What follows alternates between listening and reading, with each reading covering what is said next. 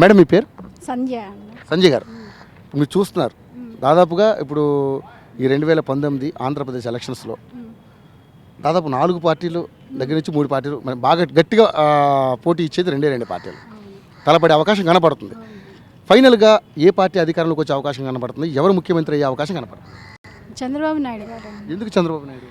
ఆయన అమలు చేసే సంక్షేమ పథకాలు కానీ అన్నీ చాలా బాగున్నాయి. ఇంకొకటి ఇప్పుడు మన తెలంగాణ ఆంధ్రప్రదేశ్ విడిపోయిన తర్వాత మనకి ఏమీ ఇవ్వలేదు అసలు వాళ్ళు. మన complete that is empty plate. దాన్ని ఫిల్ చేయాలంటే దట్ ఈస్ ఓన్లీ ఎక్స్పీరియన్స్ పర్సన్సే కావాలి. అలా ఎక్స్పీరియన్స్ ఉన్న person Chandrababu Naidu. Sir okay, మీ చంద్రబాబు నాయుడు గారు ఎక్స్పీరియన్స్ పర్సన్, దాదాపు రాజకీయ అనుభవం ఉన్నటువంటి వ్యక్తి అని అన్నారు. కానీ ఇప్పుడున్నటువంటి సిచ్యువేషన్లో అభివృద్ధి పెద్దగా జరగలేదు, ఈసారి అధికారం మాకిస్తే మేము అభివృద్ధి బాగా చేసి చూపిస్తామని వైఎస్ జగన్ కూడా పదే చెప్పడం జరుగుతుంది. జనాలు ఈసారి ఎవరికి అధికారం కట్టబెట్టే అవకాశం కనపడుతుంది? అభివృద్ధి జరగలేదు అంటే ముందు మన దగ్గర డబ్బు ఉంటే మనం అభివృద్ధి చేయొచ్చు. ఫస్ట్ ఆయన ఏం చేస్తున్నారు, ఇన్వెస్ట్మెంట్స్ తెప్పిస్తున్నారు. ఇన్వెస్ట్మెంట్ వచ్చిన తర్వాత మనకి వచ్చేది తర్వాత దాని ప్రాఫిట్ వచ్చేది వీ హ్యావ్ టు వెయిట్. మనం కొంచెం ఓర్పు వహించాలి. ఆ ఓర్పు పాటికి 5 ఏళ్ళే జరిగింది. 2014 5 years అంతే. ఆయన ముందు ఆయన ఇన్వెస్ట్మెంట్ తెప్పిస్తున్నారు, దాని ఫలితం మాత్రం విల్ గెట్ ఫ్యూచర్లో షూర్గా ఉంటుంది.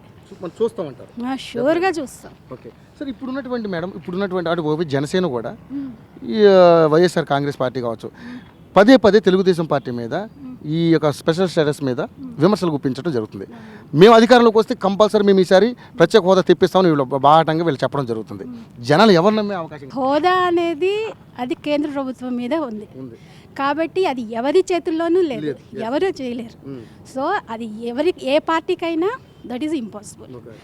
Completely it is dependent on central government. దాన్ని ఏం చెప్పలేదు, మనం ఏం చెప్పలేదు. కరెక్టే. ఓకే మేడం, ఇప్పుడు ఉన్నటువంటి సిచ్యువేషన్ చూసుకుంటే అంటే ఇప్పుడు అధికార పార్టీకి సంబంధించి ఎన్నో సంక్షేమ పథకాలు పెట్టారు, జనాలకు అందుతున్నాయి కూడా. కానీ మేము పెట్టినటువంటి సంక్షేమ పథకాలు జనాలకు మేము ఇవ్వలేకపోతే మేము ఈసారి రాజకీయ సన్యాసం చేస్తామని జగన్ పార్టీ చేస్తుంది.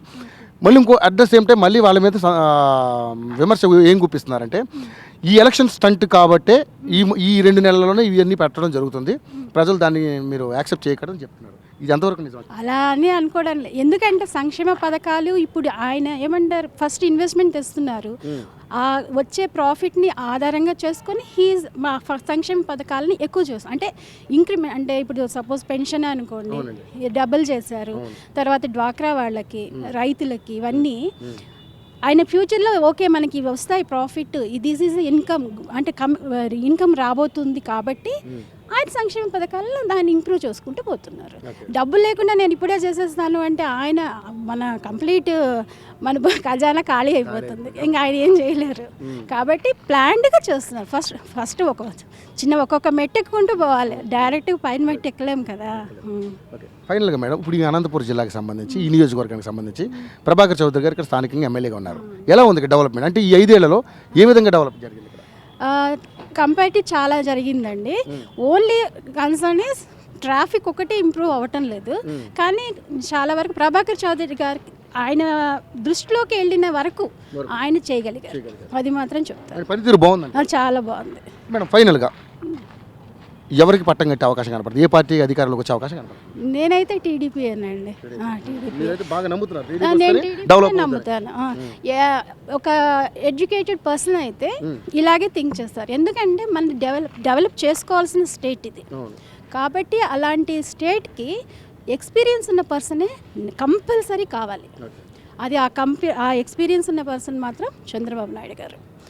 ఈ జగన్ జనసేన పవన్ కళ్యాణ్ గారు ఇప్పుడే వచ్చారు, ఆయన కాంటాక్ట్స్ అవన్నీ మనకు తెలియదు ఎంతవరకు ఉందో. జగన్ ఎక్స్పీరియన్సే కాదు. ఒకవేళ రాజశేఖర రెడ్డి గారు ఉండుంటే ఓకే, కానీ జగన్ అస్సలు ఎక్స్పీరియన్సే లేదు. ఈ అభివృద్ధి కావాలి అంటే మాత్రం చంద్రబాబు నాయుడు గారు మాత్రమే రావాలి. వైఎస్ జగన్ అంటే వైఎస్ఆర్సీపీ చూసుకుంటే రుణమాఫీ అనేది ఒక అభూత కల్పన, ఇంతవరకు ఎవరికి సరిగా ఇంప్లిమెంట్ చేయలేదు. మేము నవరత్నాలను పెట్టుకుని మేము కూడా వస్తున్నాం, ఈసారి మా పార్టీ అధికారంలోకి వస్తుంది, వాళ్ళు ఆశాభావం వ్యక్తం చేస్తారు. ఎలా ఉండబోతుంది సార్? ఇప్పుడు ఈ సపరేట్ అయిన తర్వాత తెలంగాణ నుంచి డబ్బు లేదు మన దగ్గర. సెంట్రల్ గవర్నమెంట్ హెల్ప్ లేదు, ఇంత మాత్రం చేసిండేది ఎక్కువ అండి.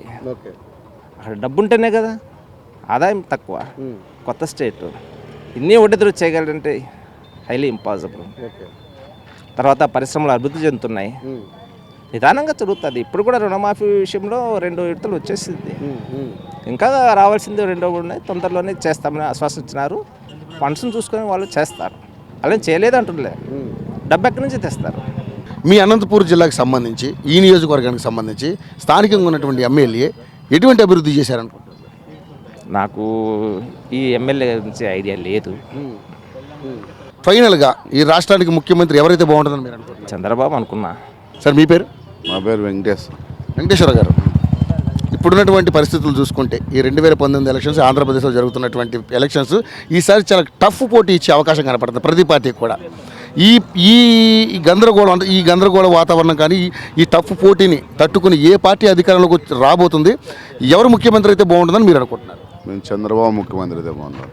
ఎందుకని చంద్రబాబు ముఖ్యమంత్రి? చంద్రబాబు అంటే అన్ని సిలువలకి అన్ని పింఛన్లు ఇచ్చినాడు, పోలవరం ప్రాజెక్టు చేసినాడు, అమరావతి డెవలప్ చేసినాడు, అవన్నీ డెవలప్ చేసినాడు. కాబట్టి అమరావతిని డెవలప్ చేసినాడు. 10 రోజులు వేరే నెక్స్ట్ తెలంగాణలో ముఖ్యమంత్రి, ఆయనకి 30 ఏళ్ళ అనుభవం ఉంది, సీఎంగా 30 ఏళ్ళ అనుభవం ఉంది, అన్నీ చేసినాడు. కాబట్టి మిగతా వాళ్ళు అయితే దీన్ని డెవలప్ చేయలేరు, అభివృద్ధి చెందలేకపోతే ఉన్నవన్నీ ఎక్కడ నిలిచిపోతాయని చెప్పి మేము చంద్రబాబు నాయుడు ముఖ్యమంత్రి కావాలని అనుకుంటున్నాము. ఆయన కూడా 100% ఆయనది కూడా ముఖ్యమంత్రి కూడా ఆయనే, దాని గురించి ఆలోచించాల్సిన అవసరం లేదు. ఇంకా మామూలు జగన్ అయితే అనుకుంటున్నారు, కానీ అవన్నీ వాస్తవాలేం కాదు. అన్ని వాస్తవాలేమో 100% కూడా అయ్యేది ముఖ్యమంత్రి ఆయనే. 100% ముఖ్యమంత్రి అయ్యేది చంద్రబాబు అంటారు. సరే, ఇప్పుడు జగన్ కూడా నేను నవరత్నాలు పెట్టి ఆయన కూడా ప్రజలను ఆకర్షించే పనిలో ఉన్నారు. అంటే ఈ టఫ్ వాతావరణంలో ఏ పార్టీ అధికారులకు వచ్చే అవకాశం? చెప్పుకుంటూ పోతా అంటే నవరత్నాలు ఇస్తాం అన్నీ చేయాలి కదా. ఊరికే మామూలుగానే ఇప్పుడు ఇన్ని ఇబ్బందుల్లో ఉన్నా కూడా అన్నీ చంద్రబాబు నాయుడు అన్నీ చేసినాడు కదా. 2000 అనేది పింఛన్లు ఇచ్చినాడు కదా, అన్నీ చేసినాడు, అన్నీ డెవలప్ అయిపోతాడు, ఇంకా చేసినాడు. ఊరికే మేము అవి ఇస్తాం చెప్పలేదు. ఇప్పుడు నీకు పోలవరము 70% అన్నీ అయిపోయింది కదా, మా చెరువులు అన్నీ నింపినారు, అన్నీ చేసినారు కదా. చెప్పే దానిలో చంద్రబాబు నాయుడు 70% అన్నీ చేసినాడు, అన్నీ చేసినాడు కాబట్టి చేస్తామని డెవలప్. ఊరికే చేస్తామంటే ఇంతకుముందు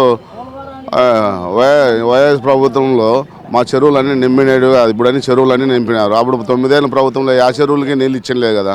ఇప్పుడు రైతులు కూడా బాగానే ఉన్నారు, అందుకని డెవలప్ చేయాలని పల్లెటూరులో కూడా రైతులు కూడా ఉన్నారు. ముంగోటి మా ఇల్లు మొత్తం అంతా టీడీపీ వైపు మొగ్గున్నారు. ప్రధానంగా ఈ అనంతపురం జిల్లాను చూసుకుంటే నీటి సమస్య ఎక్కువ ఉన్నటువంటి పరిస్థితి. ఈ నీటి సమస్యని ఈ ఇప్పుడున్నటువంటి ఈ గవర్నమెంట్ తీర్చిందని మీరు అనుకుంటున్నారా? నీటి సమస్య నీకు 70% వృద్ధి, అన్ని చెరువులు నింపినారు కదా. మా ఆత్మకూరు మండలం కానీ పేరూరు ప్రాజెక్టులు కానీ అన్ని చెరువుల్లో నీళ్ళు ఉన్నాయి, అన్ని చెరువులు నింపినారు. అన్ని 70% అభివృద్ధి ఉన్నాయి, అన్నో డబ్బులు చెప్తాను కదా.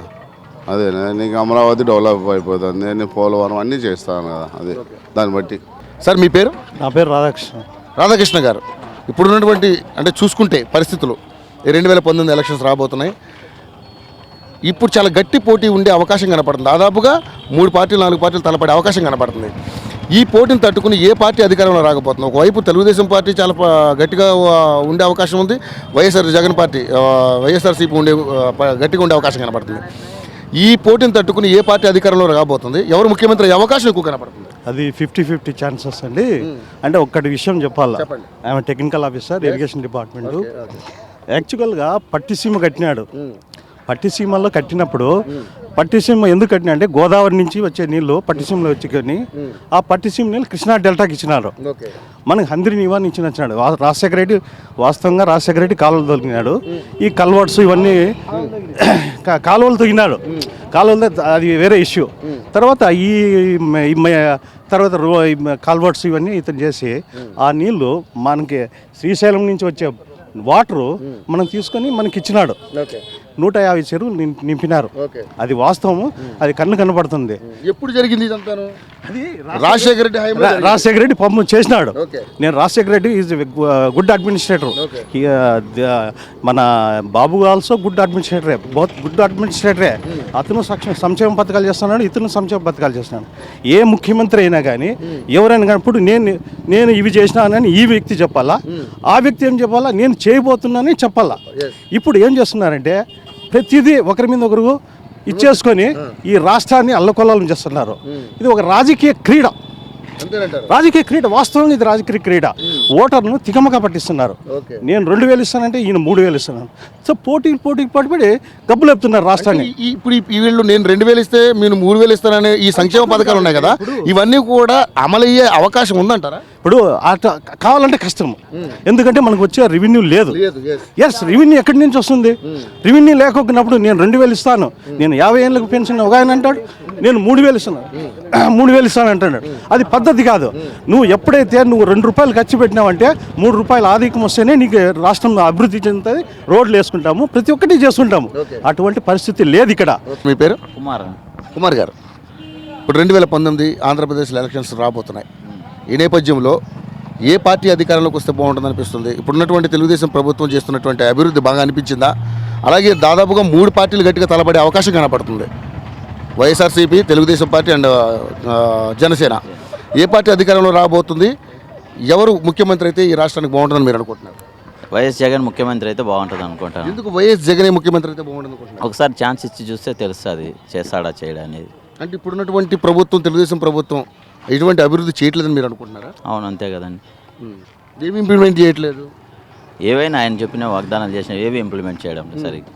సో అదండి, చూశారు కదా అనంతపురం నియోజకవర్గానికి సంబంధించి ఇక ఓటర్లు వాళ్ళ యొక్క అభిప్రాయం ఏ విధంగా చూశారు కదా. అంటే రాబోయే ఎలక్షన్స్లో కొంతమంది ఒకవైపు జగన్ వైపు మొగ్గు చూపుతుంటే, కొంతమంది చంద్రబాబు నాయుడు వైపు మొగ్గు చూపుతున్నారు. రాబోయే ఎలక్షన్స్లో ఎవరు గెలుస్తారనేది త్వరలో మనం చూడబోతున్నాం. Over to studio. హలో, మిమ్మల్నే. యోయో టీవీ యాప్ డౌన్లోడ్ చేసుకున్నారా? ఇంకా లేదా? మీ యాప్ స్టోర్కి వెళ్ళి వెంటనే డౌన్లోడ్ చేసుకోండి.